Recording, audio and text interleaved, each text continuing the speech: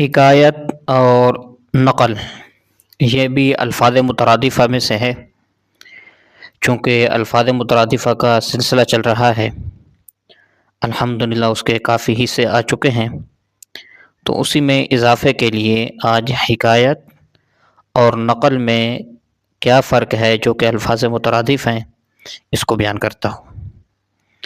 معارب الطلبہ جو مولانا شبیر احمد ارکانی صاحب کی ہے، انہوں نے ان دو الفاظ کے درمیان جو فرق بیان کیا ہے وہ یہ ہے کہ حکایت کہتے ہیں بیان حال کو، کسی کی حالت کو بیان کرنا، اس کو حکایت کہا جاتا ہے۔